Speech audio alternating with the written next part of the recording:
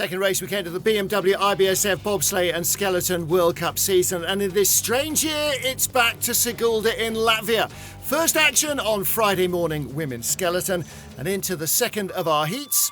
Laura Dees of Great Britain lying 7th after run 1, finished 6th in the first weekend's action, and a good second heat from the Olympic bronze medalist put her at the top of the pile ahead of teammate Ashley Pittaway.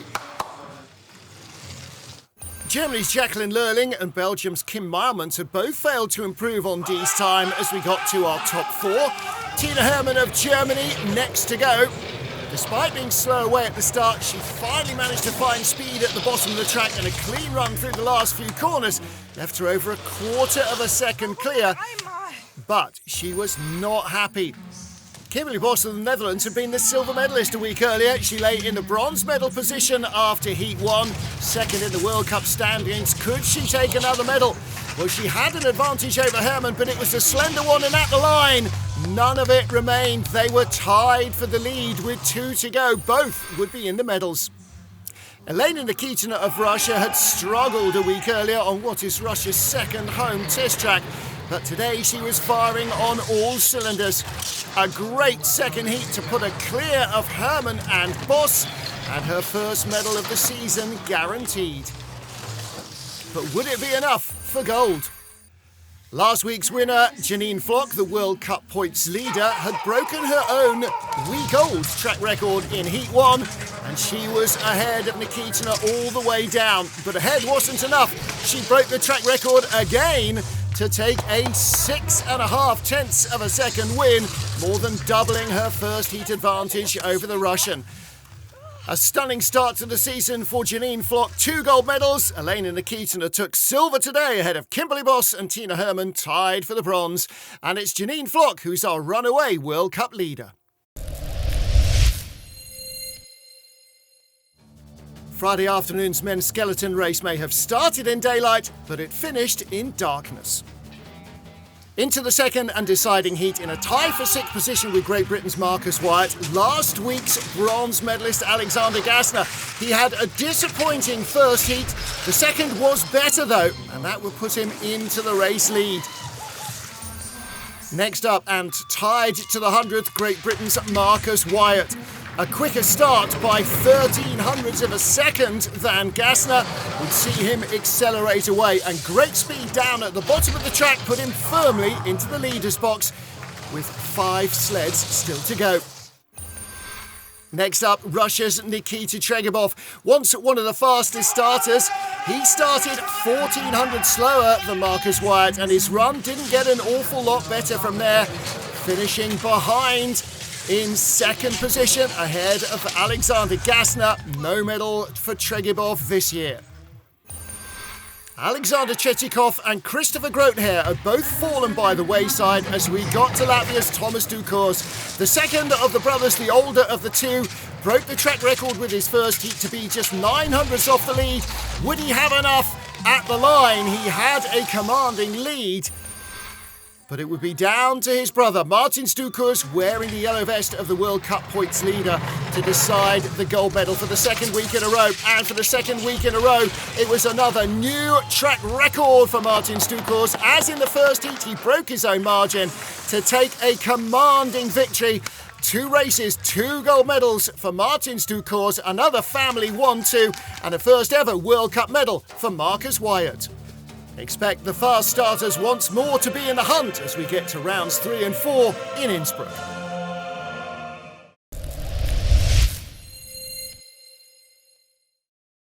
It was crisp and clear on Saturday morning as we got the field lined up for the second race of the season for the women's bobsleigh. Melanie Hasta-Yasmini for Switzerland tied for 6th position with Andrea Grecu and Teodora Vlad of Romania. The Swiss pair going first, and a good clean run saw them down just 0.3 of a second slower in the second heat than the first, enough to put the pressure on the Romanian. Grecu couldn't respond and dropped behind, which left Hassler as the leader when her teammate Martina Fontenev came to the line. Fontenev 0.2 off the lead, chasing a medal, but she and Nadia Pasternak crashed, the brakewoman unable to hang on in the sled. They were out of contention. Top 4 time, Kim Kalicki, a bronze medalist last week, with Anne Kristenstrak behind her to change up the break women this weekend. And a good start from them, a really strong run from Kalicki to put her firmly into the lead over Melanie Hassler with 3 to go. Medal opportunity definitely for the Germans. In third place though, Katrin Beil and Jennifer Onosanya. They'd taken the silver medal a week earlier. Could they hang on to a top 3 position? A wild first ride had been quick. Jennifer had an almost equally wild second ride, but the speed wasn't there. And that meant that Kalicki was guaranteed a medal. 2 to go. Last weekend's winner, Mariama Yamanka, with Vanessa Mark again behind her. Just 200ths off the lead from the first heat, but again, a little rocky down at the bottom of the Sigulda track. Would she hold on to her lead? She came across tied to the 100th with Kalicki. They would both get a medal. But what colour? The final sled, Lara Nolte, with new brakewoman behind her this weekend, Leonie Fiebig. Nolte crashed out of medal contention in race 1 last weekend. She had to put that behind her, and she did. After a slightly touch-and-go first run, she was much more in control in the second heat and raced away to a comfortable margin of victory. First win of the season for Lara Nolte, with her teammates Mariama Yamanka and Kim Kalicki tied for the silver ahead of Kati Beil of Austria.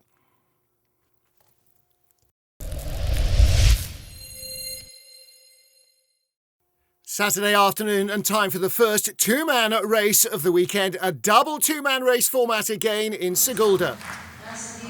Silver medalist in the first 2 races last weekend, Johannes Lochner, after a wild first trip, only in 6th position in a dead heat with 4-man Olympic champion Oskars Melbardis. The local hero fell back though as Lochner took the lead of the race.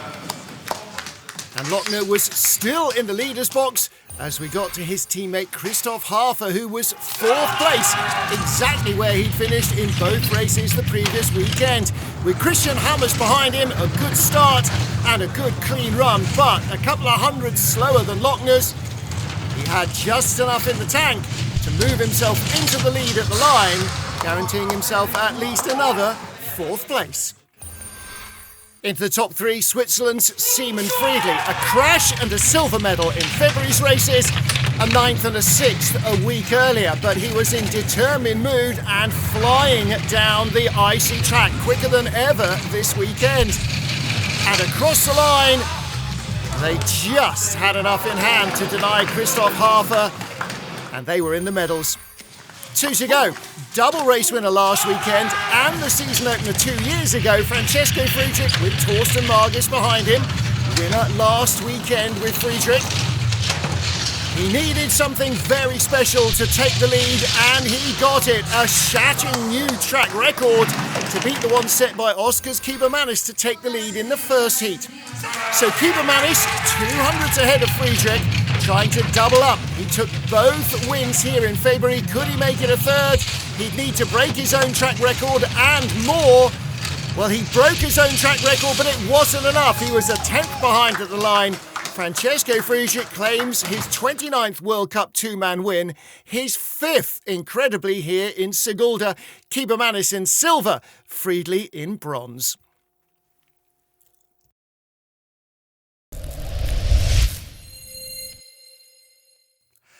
Sunday's 4th and final two-man race brought an end to 2 long weeks of competition at Sigulda, but despite all the practice, or perhaps because of it, the dramas are still ever present. Simon Friedli, a medalist the day before, looking for another one, aiming for the top 3 and just overstepping the mark. In the tie for 4th position after the first of the 2 heats though was his Swiss teammate Michael Vogt. With Sandro Michel back behind him, Vogt has had a good season so far in Sigulda. 2 bronze medals the week before, a little bit of an out-of-form 8th place a day earlier, but he held the lead from Ralf Bertjens of Latvia. And then Oskars Melbardis, the local hero, trying to break the tie with Vogt and aim towards the medals. The tie was broken, but not in favour of Melbardis, who gave away too much speed early on. Vogt led with 3 to go. Vogt had been 2400ths off gold, but only 700ths off silver. The man who stood between him and a medal was Christoph Hafer of Germany. 3 fourth-place finishes so far this season on the track. And it looked as though a medal was going to be denied him again as he slipped 2 spots back. Maybe not even good enough for 4th. With 2 to go, silver medalist from both races in the previous week, Johannes Lochner was back on form. 1700ths behind Francesco Friedrich, but he had an early lead over Vogt. Early, but not enough speed. And by the time he got to the line, he was behind, in silver medal position at least, Michael Vogt. Could the unthinkable happen? Well, Francesco Friedrich and Alexander Schiller already set a new start record last weekend, a new track record in the first heat, and Friedrich was out to break it again. He didn't. He only tied it, but that was more than enough to take his 4th straight win here in Sigulda to start the season with 4 gold medals. He's raced here 7 times. He's got 4 golds and a silver from the Sigulda track. He's our World Cup points leader as we have a week off before heading to Innsbruck in Austria for rounds 5 and 6. That's it for a busy 3 weeks in Sigulda. Next up, they travel to Innsbruck in Austria, the double Olympic venue, for 2 more weeks of action in December. We'll see you there.